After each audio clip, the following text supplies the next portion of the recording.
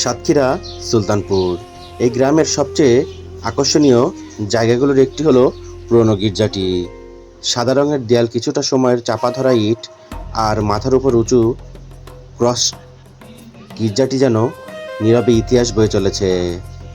ভোরের আলো যখন তার গায়ে পড়ে তখন সেটি আরও শান্ত, আরও পবিত্র মনে হয়। মাঝে মাঝে হালকা বাতাসে ঘন্টার মৃদু শব্দ ভেসে আসে, যা পুরো পরিবেশটিকে এক গভীর নীরবতায় মুড়ে ফেলে।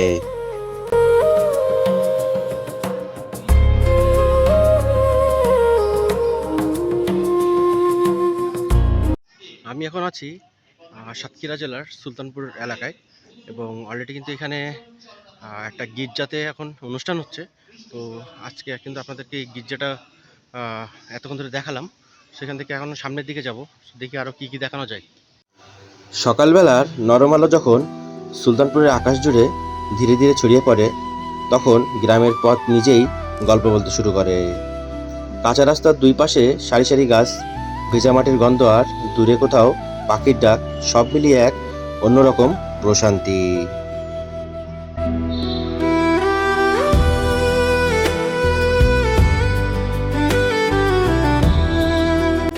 এবং এখানে যারা এতিম আছে, সেই এতিমদের জন্য কিন্তু সামনে এই যে এতিমখানা করা হয়েছে অলরেডি, ওই যে এসটি অ্যালোসিস অরফান সাতক্ষীরা।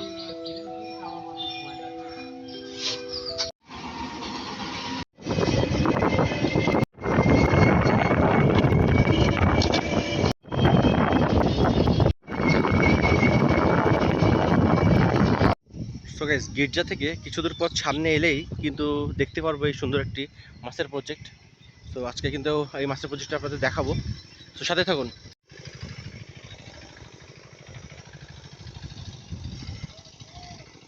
সুলতানপুরের নামকরা গির্জা থেকে ভ্যানে করে কিছু দূর পথ সামনে এলেই দেখতে পারবেন এই সুন্দর মাছের প্রকল্পটি। এখানে শুধুমাত্র সাদা মাছই চাষ করা হয়, এবং প্রচুর পরিমাণে কিন্তু এই জায়গাটিতে সাদা মাছ কিন্তু দেখা যায় প্রচুর পরিমাণে।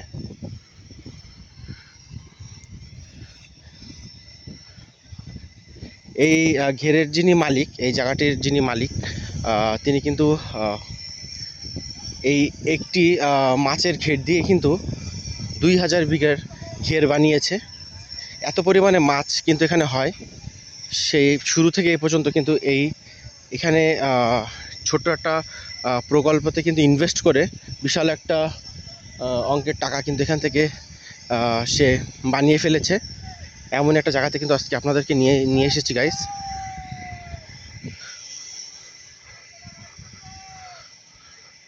তো দেখতেই পাচ্ছেন গাইস কত সুন্দর। এখানে কিন্তু এই যে দৌড় দৌড় লাগানো, দেখেন এই দৌড়ে কিন্তু মাছ পড়ে। এবং এর ওই পাশে যদি আমি যাই তাহলে কিন্তু দেখতে পারবেন ওই পাশে সুন্দর একটা পোলট্রির খামার কিন্তু ওই পাশে কিন্তু আছে।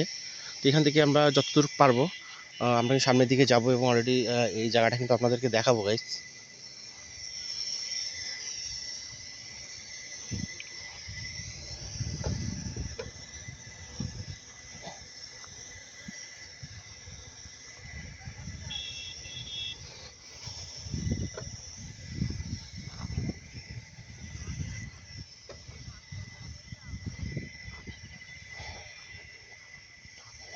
এখানেও কিন্তু একটা দৌড় লাগানো আছে। দৌড়ে কিন্তু মূলত চিংড়ি মাছই কিন্তু আপনার পড়ে। এবং এই ঝোপঝাড় দিয়ে যখন যাবো তখন কিন্তু খুব সাবধানেই পা ফেলাতে হবে, কারণ এখানে কিন্তু প্রচুর সাপেরও সমস্যা আছে। এবং যেহেতু এখন গ্রীষ্মকাল, গরমের সময়, তো সাপ কিন্তু ওপরে তার নিজস্ব ফোকর থেকে কিন্তু আপনার বেরিয়ে আসে, এবং বাইরে বেরিয়ে আসে সাপ। এখানে দেখেন কত সুন্দর একটা খেজুর গাছ।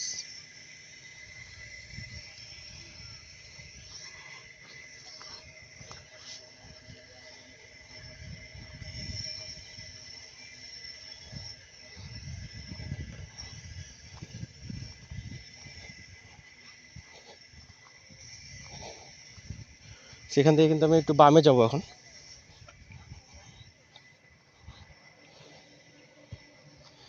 সো গাইস ফাইনালি কিন্তু আহ, চলে এসেছি আহ, সুলতানপুরে।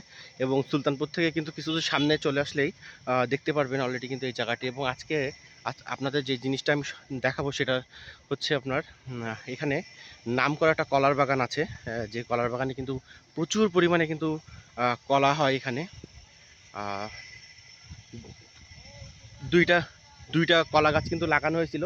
সো সেই দুইটা কলা গাছ থেকে কিন্তু এখন আপনার প্রচুর পরিমাণে কিন্তু সামনে কিন্তু এত পরিমাণে কলা এখানে হয় সেটা কিন্তু আপনার বলার অপেক্ষা রাখে না।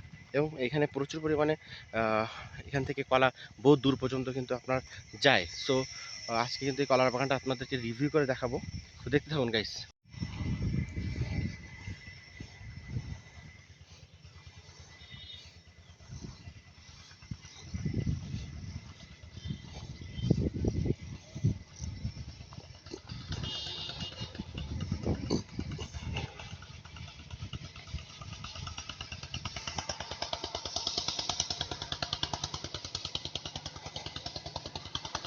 এবং রাস্তাটা কিন্তু প্রচুর পরিমাণে সরু। এই পাশ দিয়ে কিন্তু আপনার তারও গিয়েছে, সো সাবধানে থাকতে হবে তারের জন্য।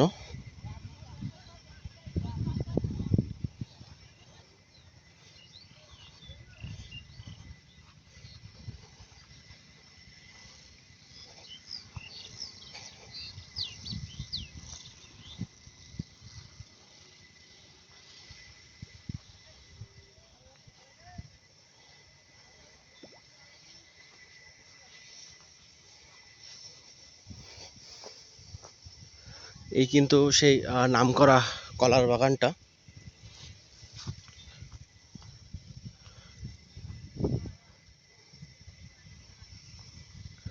এবং এই কলার বাগানটা কিন্তু যেতে গেলে আমাদেরকে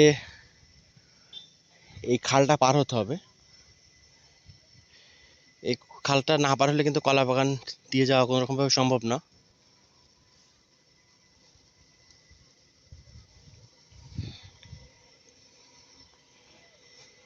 এবং আমার ডান পাশে দেখতে পাচ্ছেন, এখান থেকে যত দূর পর্যন্ত যাবেন তত দূর পর্যন্ত কিন্তু কলা বাগান আর কলা বাগান। এখান থেকে ওই মাথা পর্যন্ত সবই কলা গাছ।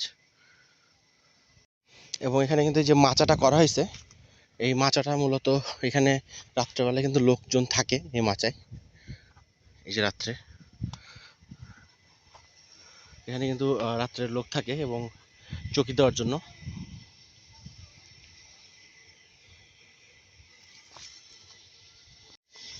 এখান থেকে কিন্তু আমার একটা পথও আছে গাইস, এখান থেকে যেতে পারবো আমি।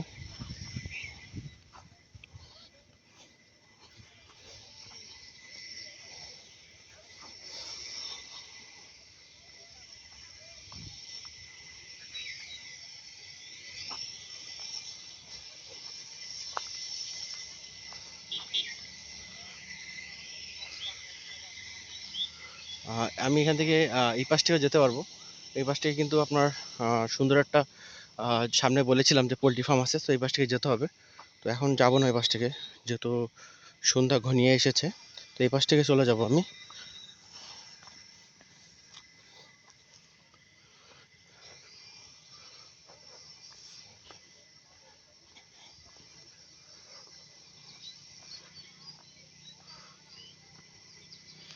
সুলতানপুরের গির্জা পার হওয়ার পরেই কিন্তু আপনার দেখতে পারবেন এই সৌন্দর্যটা।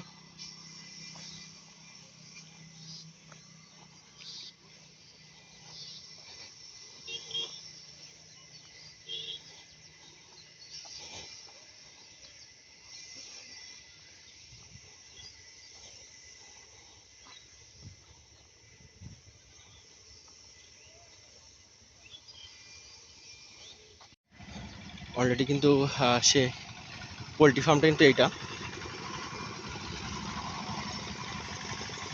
এবং পোলট্রির পাশে কিন্তু আপনারা দেখেন এখানে এই পুকুরে কিন্তু মাছ আছে।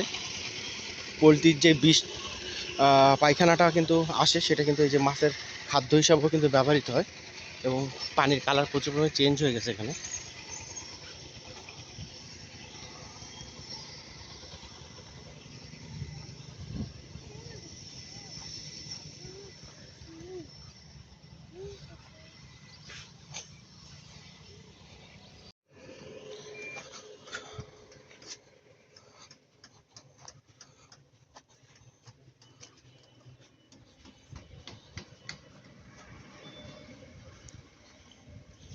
সুলতানপুরের এই গ্রাম্য এলাকাতে প্রচুর পরিমাণে কিন্তু কলা গাছের চাষ করা হয়।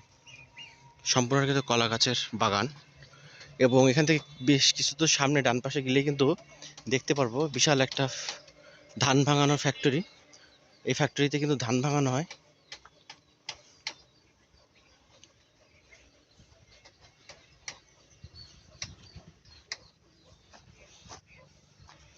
তো এখানে কিন্তু আপনার এখন তালা মারা হয়েছে, এখানে কিন্তু টোটালি কোনো লোক নাই।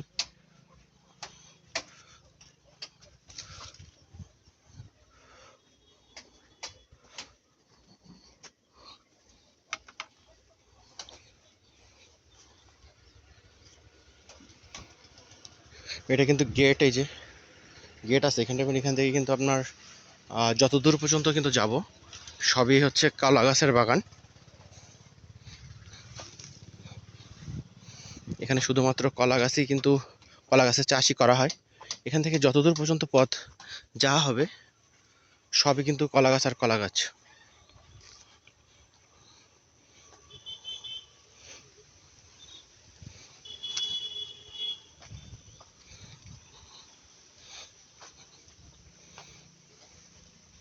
এবং ডান পাশে কিন্তু সম্পূর্ণ আপনার ধান লাগানো হয়েছে দেখেন।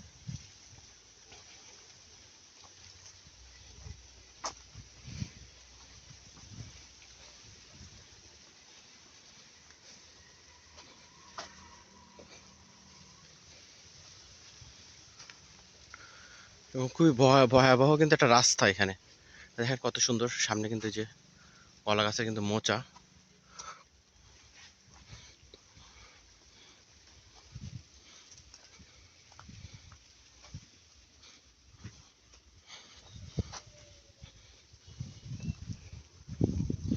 এখানে কিন্তু রাত্রে মানুষজনরা থাকে, এবং এই যে অলরেডি কিন্তু এই যে এই মাচাটা, এখানে কিন্তু লোকজনরা রাত্রে থাকে সেখানটায়।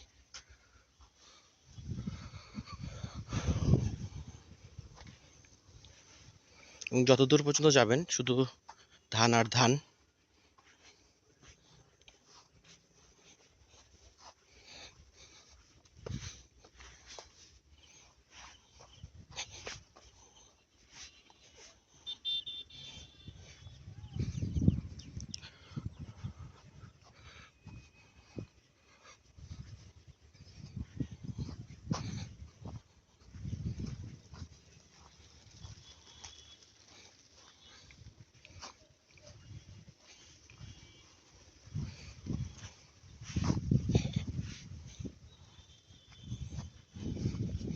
সেখান থেকে কিন্তু যতদূর পর্যন্ত যাবেন খালের দুই পাশ থেকে শুধুমাত্র কলা গাছ আর কলা গাছ এখানে। এবং এই এলাকাতে শুধুমাত্র কলা গাছই লাগানো হয়েছে, এবং এখানে কিন্তু দেখেন অনেক রকম শাকসবজিও কিন্তু আছে।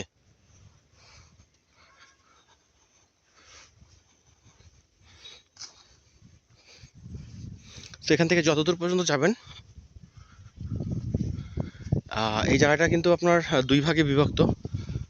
এখানটা হচ্ছে আপনার খালের এই পাশেও কিন্তু সম্পূর্ণটা সামনে কলা গাছ লাগানো, এবং ওই পাশটা কিন্তু সম্পূর্ণ কলা গাছ লাগানো।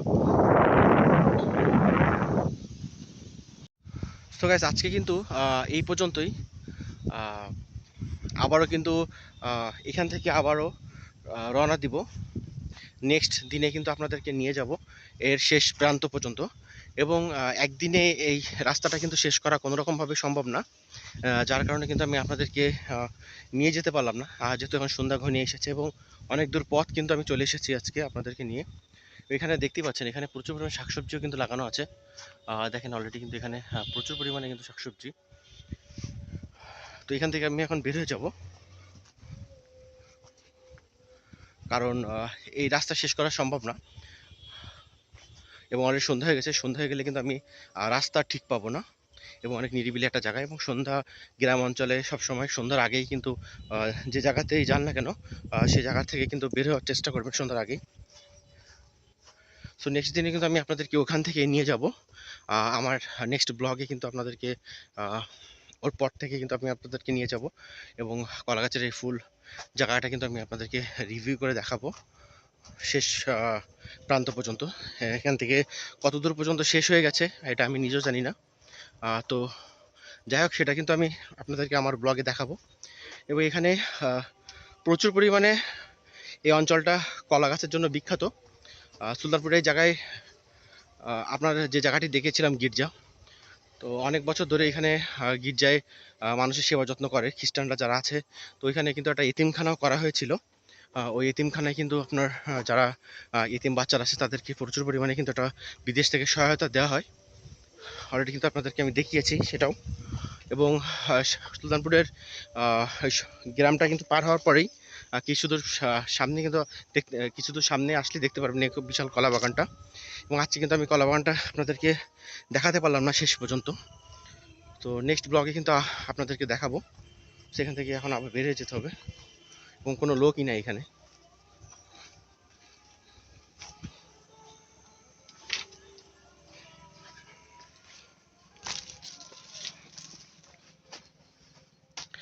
সো গাইস, আজকে কিন্তু এই পর্যন্তই। আবারও কিন্তু আরেকটা ব্লগে আরেকটা জায়গা আরেকটা স্থানে কিন্তু আপনার সাথে দেখা হবে। এবং নেক্সট ব্লগে কিন্তু অলরেডি ওই স্থান থেকে কিন্তু আমি শুরু করব আমার যাত্রাটা। এবং খুব সকাল সকাল আমাকে আসতে হবে, তা নাহলে কিন্তু এই শেষ মাথা পর্যন্ত আমি যেতে পারবো না। তো সে পর্যন্ত ভালো থাকবেন, সুস্থ থাকবেন। আল্লাহ হাফেজ।